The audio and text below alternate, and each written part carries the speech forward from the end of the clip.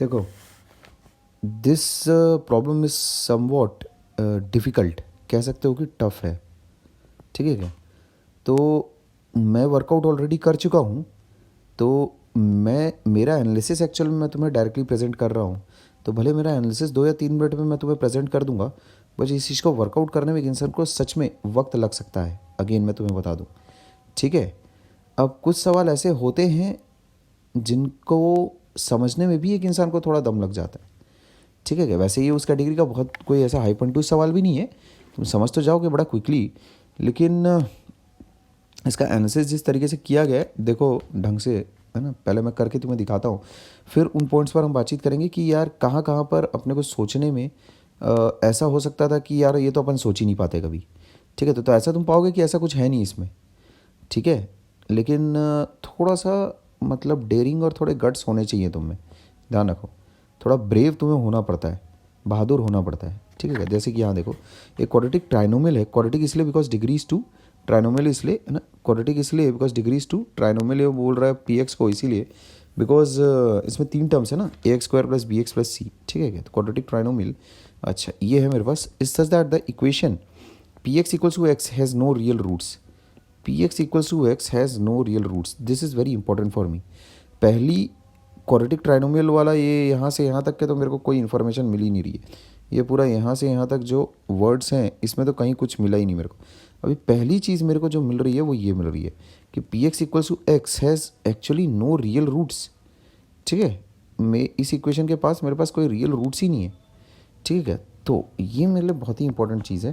तो इससे जो मैं मेकआउट कर पा रहा हूँ वो ये है, पहली बात, p x minus x equals to zero, this has no real roots. पहली चीज़ तो ये। ठीक है? ये हो गई पहली चीज़। अच्छा, prove that in this case the, मतलब कौन सा केस, कि जब p x equals to x के अगर कोई रियल रूट्स अगर नहीं है, देन शो दैट, ये गिवन में आ गया मेरा, है ना? अच्छा, और मुझे शो क्या करना है? टू शो ये करना है पी ऑफ पी एक्स, है ना, minus x equals to zero has no real roots. ये चीज़ शो करनी है। तो ऊपर जो अंग्रेजी भाषा में जो बोल बच्चन दे रखी है, मैंने उसको एक्सप्रेशंस के फॉर्मेट में तुम्हारे सामने गिवन और टू शो के फॉर्मेट में लिख दिया है। This is well arranged now. ठीक है? तो अब हम लोग सवाल नहीं देखेंगे। ठीक है क्या? बस अपने को ये देखना है कि पी एक्स क्या है। पी एक्स हम लोग को गिवन वाली क्वांटिटी में पी एक्स अपने को कैसा दिया है? पी एक्स क्या दिया हुआ है अपने को? ए एक्स स्क्वायर प्लस बी, वही स्टैंडर्ड क्वाड्रेटिक एक्सप्रेशन हमारे सामने है। ये ऐसा दिया। अब हम सवाल नहीं देखेंगे। ठीक है? अब ज़रा प्यार से देखो मामला क्या चल रहा है। P x minus x equals to zero has no real roots. इसका क्या मतलब है? इसका मतलब है आइदर केस वन, है ना? कैसा? ये नो रियल रूट्स, इसका मतलब या तो ये है या तो केस टू है। ये ऐसा केस वन या तो केस टू होगा। फिर समझ पा रहे बात? अच्छा, इसका मतलब या तो पी एक्स माइनस एक्स, है ना, कंप्लीटली पॉजिटिव है, या फिर केस टू अगर है पॉसिबल तो ये चीज़ कंप्लीटली नेगेटिव है, ऐसा। ठीक है? अब थोड़ा थोड़ा अपने को सीढ़ी बनानी पड़ेगी, खुद सीढ़ी बनानी पड़ेगी और थोड़ा थोड़ा कर करके चढ़ना पड़ेगा। और कैसे कर सकते हो काम? ठीक है? तो देखो यहाँ पर बड़े ध्यान से, इससे क्या होगा, मान लेते हैं केस वन अगर मैं कंसिडर कर रहा हूँ, तो फॉर सम सी, है ना, एक्स इक्वल्स टू सी, है ना, तुम्हारे पास, मैं ऐसा बोलता हूँ, किसी एक्स इक्वल्स टू सी के लिए कैसी हो रही सिचुएशन? पी सी माइनस सी, यहाँ देखो ज़रा ध्यान से, विल बी ऑलवेज पॉजिटिव। ठीक है बात, है ना?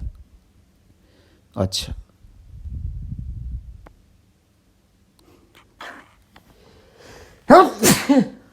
ठीक है। अच्छा, तो इसके बाद मैं क्या बोल सकता हूँ? देखो,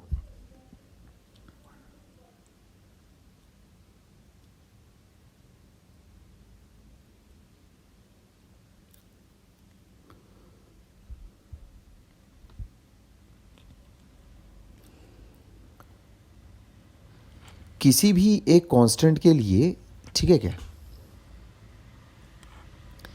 किसी भी मतलब भाई किसी भी एक x की वैल्यू के लिए मैं ऐसा बोल सकता हूँ, है ना, कि जो आउटपुट होगा that will be greater than input, ऐसा, ठीक है क्या, किसी किसी भी इनपुट के लिए, ठीक है क्या, for any sort of input मैं ऐसा बोल सकता हूँ कि जो आउटपुट होगा that will be greater than input. अच्छा, तो क्यों ना अब इसमें अगर मैं ये रखता हूँ x इक्वल्स टू, मान लेते मैंने रख दिया p ऑफ c रख दिया ऐसा, ठीक है क्या, ये भी एक सॉर्ट ऑफ इनपुट होगा, क्लियर है, ये भी एक सॉर्ट ऑफ इनपुट है। तो मैं इसमें देखो ये बोल सकता हूँ p ऑफ पी सी, है ना, minus p c is greater than zero. पहले मैंने तुम्हें x इक्वल्स टू सी रख के ही इसीलिए दिखाया सो दैट तुम घबराओ ना जाओ जब मैं ये चीज़ रख के दिखाऊँ, समझ गए क्या। किसी एक x इक्वल्स टू सी के लिए, किसी एक इनपुट के लिए भाई ये चीज़ मैं हमेशा बोल सकता हूँ ना, अगर केस वन है तो बिल्कुल बोल सकता हूँ। किसी एक इनपुट के लिए मैं ये तो बिल्कुल बोल ही सकता हूँ कि p c minus c will be positive, अगर केस वन है तो उसमें मैं ये बोल सकता हूँ कि p c is greater than c. अच्छा, अब देखो मैंने इनपुट क्या रखा, मैंने इनपुट रखा p of c. P of c एक सर्टन वैल्यू होगी उस इनपुट के लिए, है ना, उस इनपुट के लिए भी मेरे पास ये चीज़ कैसी आएगी, पॉजिटिव आएगी। तो इससे देखो क्या आ रहा है, इससे ये चीज़ आ रही है पी ऑफ पी सी, है ना, is greater than p of c always, अगर केस वन है तो, है ना, क्लियर है बात। अच्छा, अब देखो पी ऑफ पी सी अगर हमेशा पी ऑफ सी से अगर बड़ा है तो पी ऑफ सी तुम्हारा सी से बड़ा है, ठीक है बात, है ना। इसका मतलब मैं क्या बोल सकता हूँ, इसका मतलब मैं बोल सकता हूँ कि p of p c is always greater than c, ये पक्की बात है, दिस इज़ मोस्ट इम्पॉर्टेंट, ठीक है, ये सबसे ज़रूरी चीज़ है, सबसे अहम बात है। ऐसा इसीलिए बिकॉज अगर अब मैं देखूं, है ना, कोई भी एक रैंडम वैल्यू ली थी मैंने तो x की, अब अगर मैं देखूं यहाँ से क्या कंक्लूड हो रहा है, p of p c minus c is always positive, ठीक है ना, इट इज़ ऑलवेज पॉजिटिव। तो मैं ऐसा बोल सकता हूँ since c was any random chosen value, मैं ऐसा बोल सकता हूँ p of p x minus x, है ना, can't be equal to zero, समझे।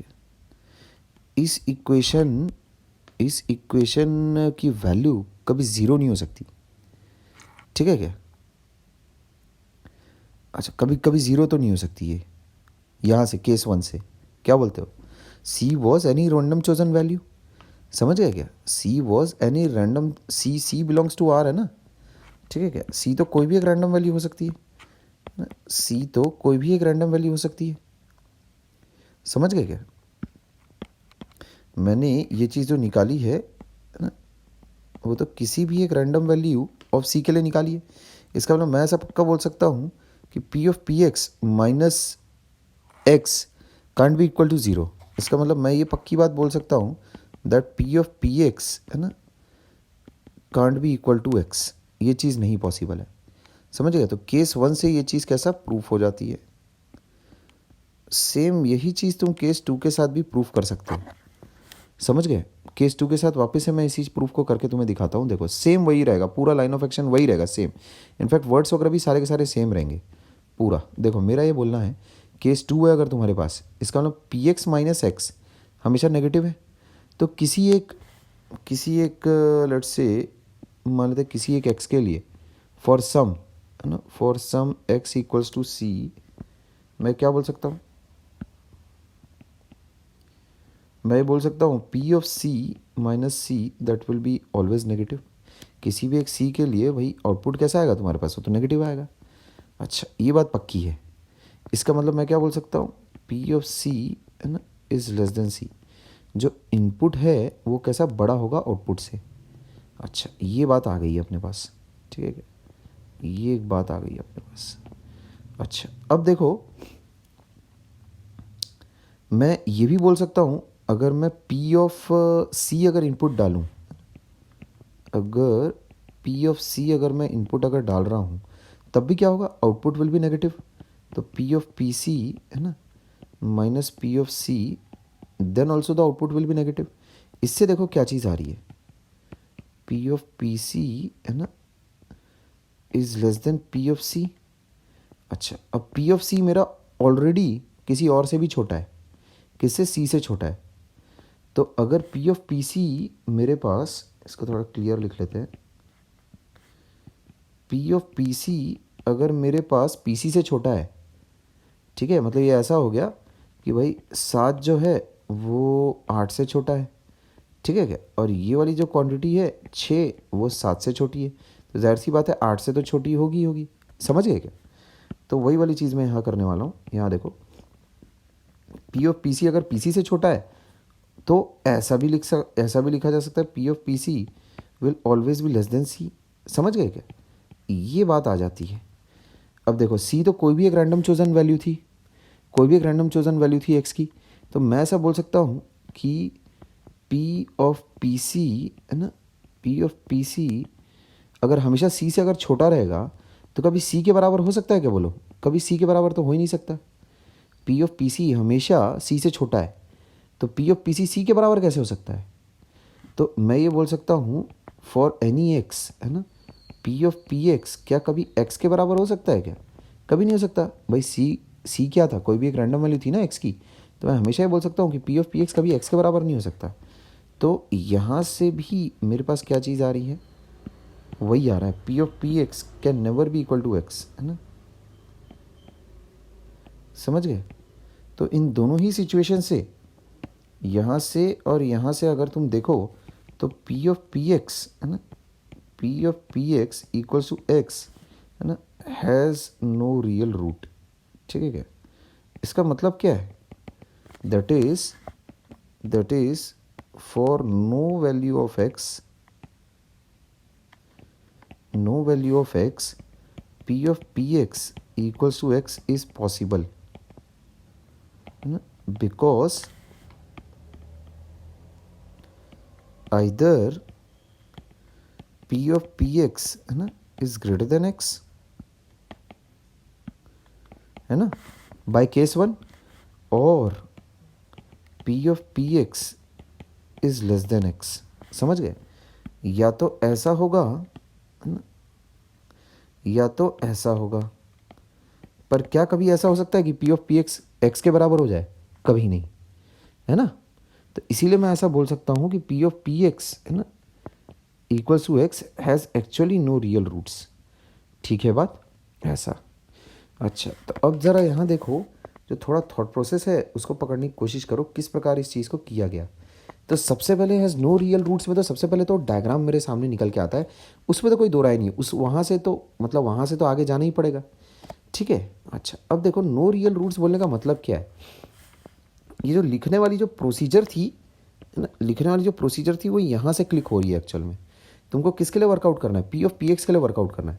तो पी ऑफ पी एक्स जब मैंने लिख के देखा तो वो मेरे पास ये आ रहा था, मेजर जो ब्रेन जहाँ पर तुम्हारा लगता वो यहाँ पर लगता। जैसे मैंने केस 1 के लिए वर्कआउट किया, ठीक है क्या, मैंने केस 1 के लिए जब मैं वर्कआउट कर रहा था तो ये चीज़ तो थी मेरे पास, ये चीज़ भी थी मेरे पास कि आउटपुट कैसा हमेशा नेगेटिव रहेगा या तो आउटपुट हमेशा पॉजिटिव रहेगा। यहाँ तक के तो वही मैंने लिखा। ठीक है। तो जब मैंने उसमें देखा कि मेरे को पी ऑफ पी एक्स चाहिए तो मैंने इनपुट डाला पी ऑफ सी, तो उसके बाद मेरे पास ये आया। यहाँ तक जैसे ही आया तो मैंने बोला यार ये मेरे को नहीं चाहिए, मेरे को ये चाहिए। तो फिर मैंने ये वर्कआउट किया कि अच्छा पी ऑफ सी तो हमेशा सी से बड़ा होगा। तो this was the crucial step, सबसे क्रूशियल स्टेप ये है यहाँ से यहाँ, कि पी ऑफ पी सी को एक्चुअल में तुम सी से जब बड़ा दिखाते हो तो यहाँ पे सारा ब्रेन इन्वेस्ट हुआ है, एक्चुअल में सारा ब्रेन यहीं पर इन्वेस्ट हुआ है। तो ये वाली जो चीज़ है, ये वाली चीज़ लिखना या फिर मैं कहूँ ये वाली चीज़ तक पहुँचना, यही पूरा दमखम इसी में लगा है। समझ गए? जैसे जब तुम्हारे पास यहाँ पर जब चीज़ आ गई थी ना, p of p c input जैसे अगर तुम डालोगे, है ना, पी ऑफ पी सी अगर तुमने जनरेट किया तो वो चीज़ तुम्हारे पास पी सी से तो कम है, बट उस इनइक्वालिटी को तुम कन्वर्ट कैसे करोगे, है ना, क्योंकि यहाँ पर देखो तुम्हारे पास यहाँ पर एक्स है ना, यहाँ पर तो एक्स है, यहाँ पर पी एक्स तो है नहीं। ठीक है। तो वो चीज़ एक्चुअल में मुझे वहाँ पर दिखाई दे रही थी कि भाई ये चीज़ भी जनरेट की जा सकती है। समझे? केस 1 केस 2 दोनों के लिए। केस 2 भी तो वैसे ही है, सेम टू सेम। उसके बाद का तो फिर हलवा है पूरा, समझिएगा कि पी ऑफ पी एक्स का भी एक्स के बराबर नहीं हो सकता। क्लियर है? ठीक है बात, है ना, कि भाई इसमें ये चीज़ अगर हमेशा पॉजिटिव है तो जाहिर सी बात है ये चीज़ कभी ज़ीरो कैसे होगी, ज़ीरो नहीं होगी, इसका मतलब पी ऑफ पी एक्स कभी एक्स के बराबर कैसे होगा। वही सेम चीज़ मैंने यहाँ पर भी कही है, कोई डिफरेंस नहीं है। ठीक है बात, ओके देन। तो होपफुली इस सॉल्यूशन को तुम समझ पाए होगे। ये चीज़ एग्ज़ाम में तुमसे उम्मीद नहीं की जा सकती, या फिर बहुत ही रेयरेस्ट ऑफ रेयर सिचुएशन में शायद बन भी जाए ये चीज़ एग्ज़ाम में भी, शायद, बहुत ही कम चांस है ना, बहुत ही कम चांस है इस तरह की चीज़ों का तुम्हारे एग्ज़ाम हॉल में आना या फिर बनना। आ तो सकता है, लेकिन उस वक्त इस तरह के सवाल हम क्यों करते हैं, सो दैट हमारी मेंटल मैच्योरिटी कैसा एक अलग स्तर पर बढ़ जाए। ठीक है, उसमें इस तरह के सवाल करने से डर भय मुक्त होता है एक व्यक्ति, कॉन्फिडेंस थोड़ा हाई होना चाहिए उससे इस तरह के सवाल करने का। ठीक है, एनालिटिकल स्किल्स तुम्हारी बढ़नी चाहिए, सो दैट तुच्छ सवालों में तुम कैसा गॉड मोड में रहो। ठीक है, ध्यान रखना, इस सवाल से ये चीज़ें मैं टेक अवे कर सकता हूँ। ठीक है, you should take away these things from this problem. ठीक है, इससे कॉन्फिडेंस बढ़ाने का अपना, इससे कॉन्फिडेंस बढ़ाना इस तरह के सवाल से अपना। ठीक है, कि भाई अगर एक इंसान इस तरह से भी अगर सोच सकता है तो इसका मतलब उसने क्वाड्रेटिक को पूरा ताना बाना खोल के, कैसा खोल के देखा है बिल्कुल। ठीक है, तो अगेन उसमें स्टार्टिंग पॉइंट यही चीज़ थी, ये बेसिक्स, जो ग्राफ के जो बेसिक्स है वही था और कुछ नहीं। इसी चीज़ को मैं लास्ट 3 सवालों से ऑलरेडी इस्तेमाल किए जा रहा हूँ, दनादन बार बार लगातार, यहीं से सारी गंगोत्री यहीं से निकल रही है। ठीक है क्या?